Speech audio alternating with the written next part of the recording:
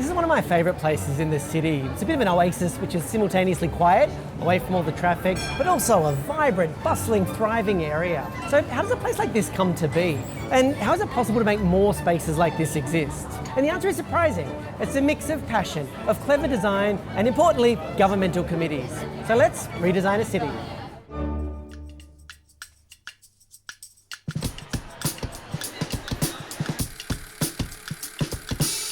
Every city in the world has its own environmental quirks that will impact its design. They might have beaches or mountains, earthquakes or snow.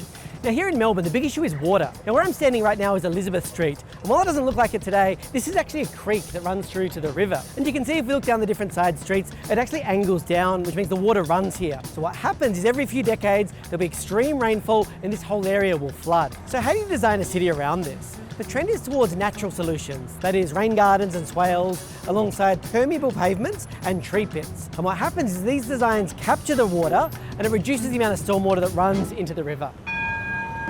If there's one feature that great cities have in common, it's almost certainly greenery and green spaces. What green spaces do is it reduces the urban heat island effect, it makes cities more walkable and just a whole lot nicer. Now to achieve this, the City of Melbourne has an urban forest strategy. And what that aims to do is have 40% canopy cover in the public realm. But this is a lot more challenging in narrow laneways like this one. But it's not impossible.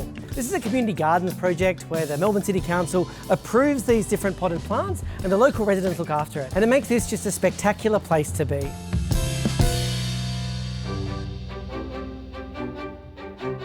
Cities are always changing their design and new technology is part of it.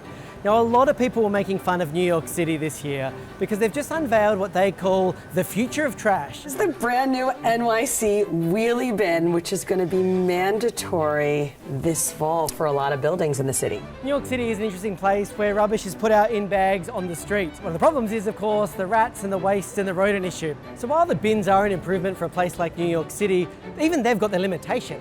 So the solution is this.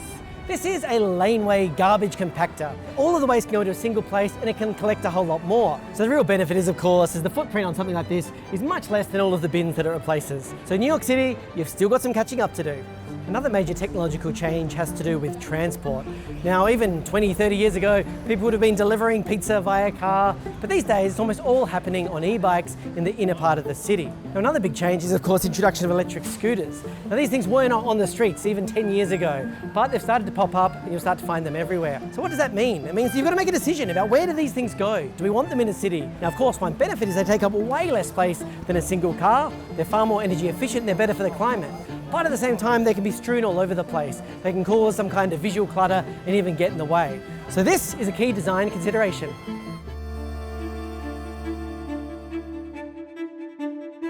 A city is a lot more than its transport and its commerce. It's also its history and its heritage and the things that make it unique. And this is a place that I find really interesting and exciting. These rocks are the final remnants of what was the waterfall, which is the reason the city's located here. What happens is the European ships came through as far as they could get. They met this waterfall and they had to stop and set up camp. And that became the city that we know today. But the fact is, people lived here for thousands of years before European settlement. And to this day, the city is the home of the Wurundjeri Woiwurrung and their neighbours, the Bunurong Boonwurrung peoples of the Eastern Kulin Nation, who have lived here for thousands of years. Celebrating this history and culture is an important part of what makes a great modern city. Cities are amazing dynamic projects that are never complete. Now, some cities are already a couple of thousand years old, and there's no reason to think that Melbourne won't be here in multiple centuries or even 1,000 years' time.